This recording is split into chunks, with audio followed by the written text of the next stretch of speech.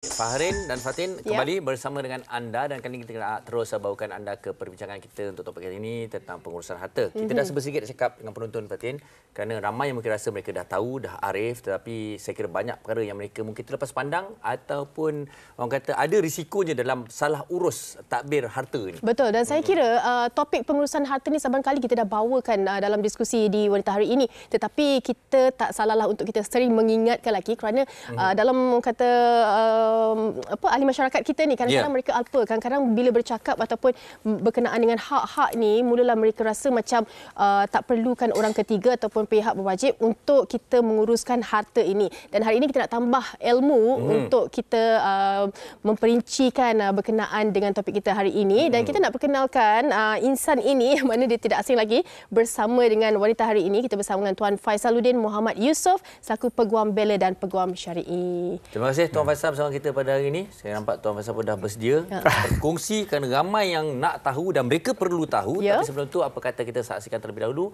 laporan yang telah kami sediakan. Silakan.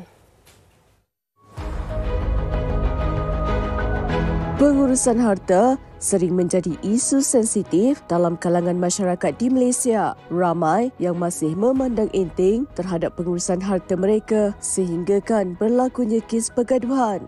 Pengurusan harta tidak hanya tertumpu kepada wasiat, faraid dan hibah, tetapi bagi pasangan suami isteri, pengurusan harta sepencarian juga perlu dilakukan segera bagi mengelak sebarang masalah di kemudian hari.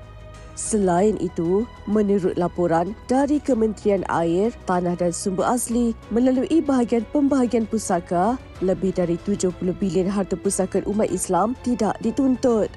Malah, harta pusaka khususnya rumah dan tanah dibiarkan bertahun-tahun tanpa diuruskan oleh waris. Masalah ini terjadi mungkin disebabkan oleh sikap sambil lewa kita dalam pengurusan harta. Justru itu, untuk mengelak perkara ini dari terus berlanjutan, eloklah sekiranya kita menyediakan payung sebelum hujan.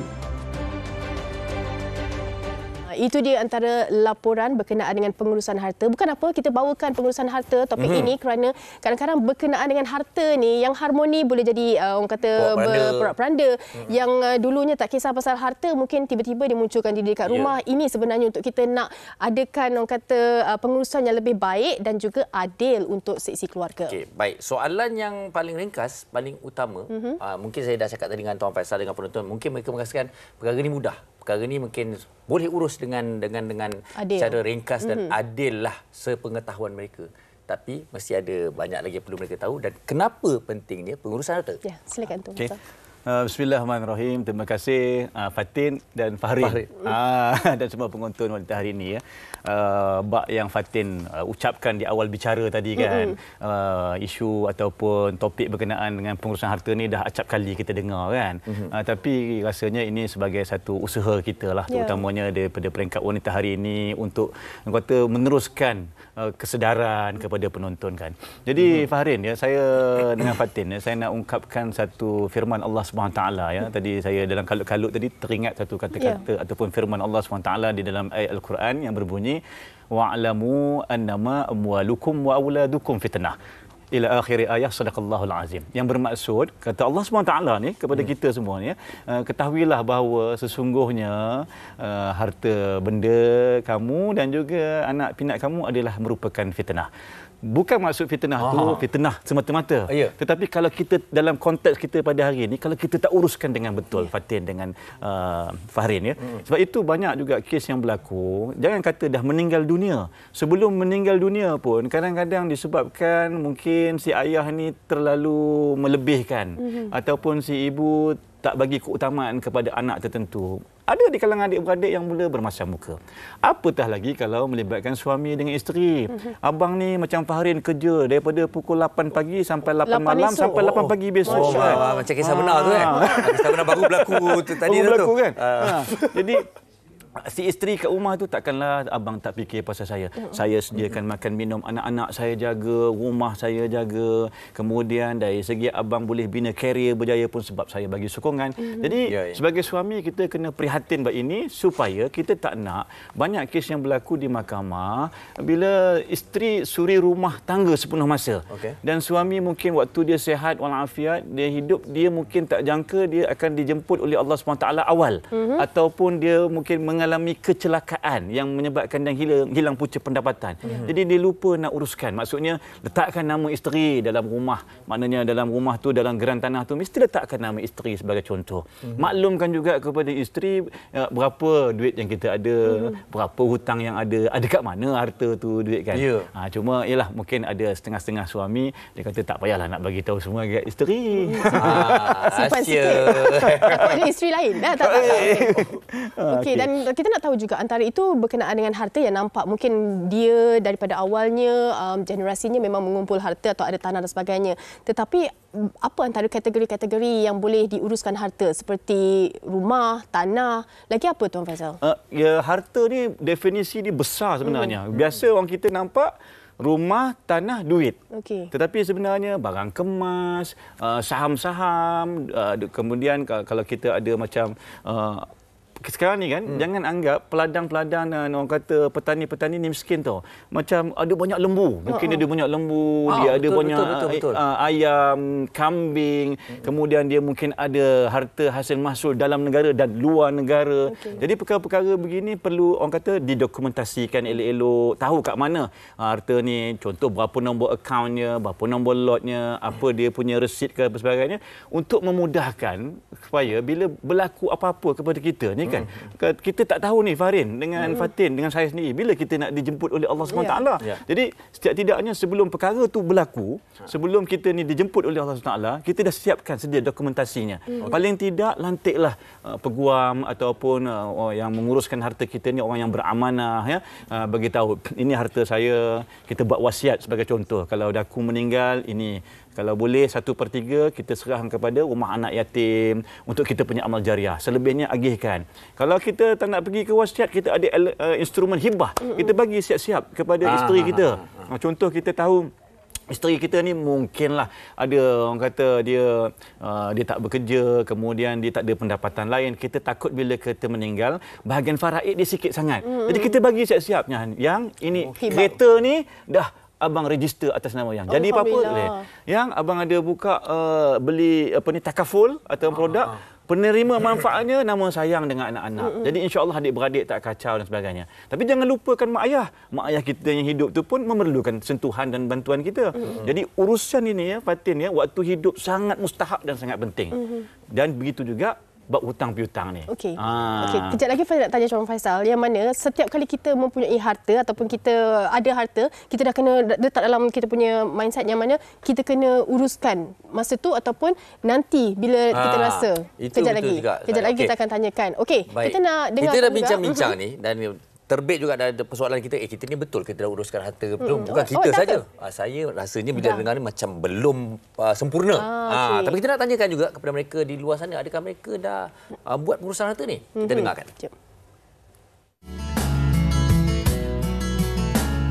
Honestly, saya belum buat apa-apa lagi tentang pengurusan harta, tapi jujurnya saya ada dengar juga kebelakangan ini tentang faraid yang mana persiapan tu kalau kata mungkin orang akan cakap, orang akan kaitkan dengan kematian dan biasanya orang akan takut tak nak mati dululah sebab banyak dosa lagi lah dan sebagainya. Tapi sebenarnya pengurusan harta ni salah satu benda yang sepatutnya kita semua kena ambil tahu. Pada saya kalau macam rumah tangga sendiri, kita pun tak tahu apa ke depan yang berlaku, na'udzubillah summa na'udzubillah. Cuma preparation untuk ourselves juga, untuk diri kita dan juga wife, kita juga perlu buat wasiat atau orang kata pembagian harta lebih awal. untuk preparation yang akan datang lah. Okay, belum lagi, tapi saya baru lepas listkan all the harta pencarian sama ada sendiri ataupun bersama dengan suami lah. Tapi dari segi yang untuk pengurusan harta tu belum lagi.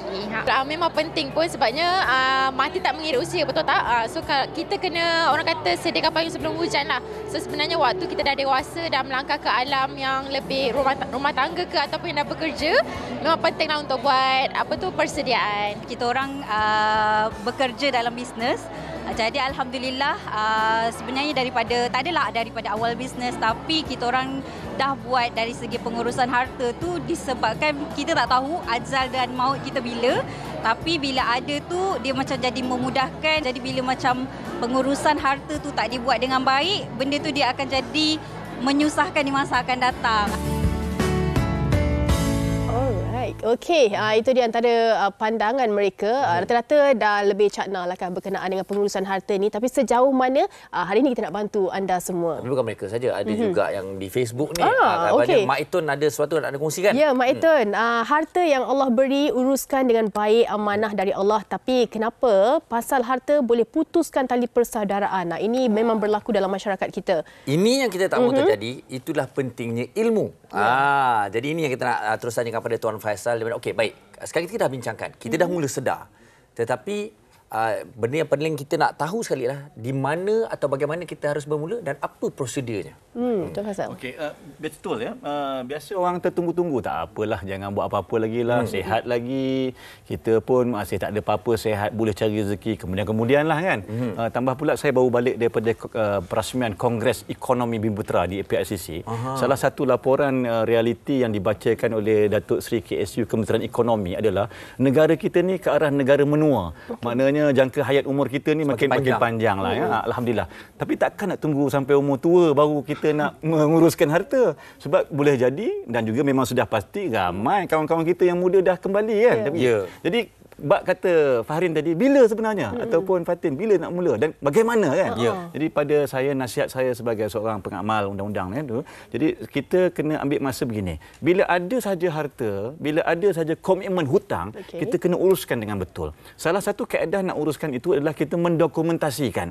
Dan dokumentasikan tu sebagai contoh, setidak-tidaknya kita ada satu template ataupun satu dokumen, kita nyatakan ini nombor akaun bank, ini nombor akaun takaful, ini hutangnya apa semua tu, dan kalau boleh dapatkan nasihat daripada pakar, daripada peguam sebagai contoh. Peguam pula akan tanya, Encik Fahrin, harta ni nak bagi siapa nanti kalau Encik Fahrin, kita dah senaraikan yang kemudian ditanyakan pula kepada siapa. Tanya. Contoh kalau waktu hidup ni mungkin Fahrin berniat nak bagi terus kepada isteri. Itu terus bagi atas dasar dipanggil hibah, bagi terus. Yang ini saya tak nak bagi lagi, tunggulah saya mati besok ke apa. Boleh juga itu wasiat, jatuh kepada wasiat. Kemudian mungkin kita nak buat deklarasi harta sepencarian. Oh, ini saya usahakan rumah ni dengan bisnes ni bersama dengan pasangan saya. Jadi adik-beradik, anak lain tak bolehlah masuk campur. Itu kita boleh buat deklarasi dari segi harta sepencarian. Pucuk pangkalnya dapatkan nasihat daripada para peguam syar'i ataupun peguam, dan juga dapatkan nasihat daripada mungkin dan juga daripada yang ada syarikat-syarikat pengurusan harta yang bertauliah. Supaya perkara ini didokumentasikan. Kita tak nak macam Fatin sebelum kita bersiaran ni, Fatin cerita kisah orang dulu suka memberi wasiat secara mulut, lisan. Betul, benda tu sah kalau boleh dibuktikan di mahkamah, ada saksinya, cukup syarat dan rukunnya. Tetapi sila hari bulan saksi pun dah meninggal dunia.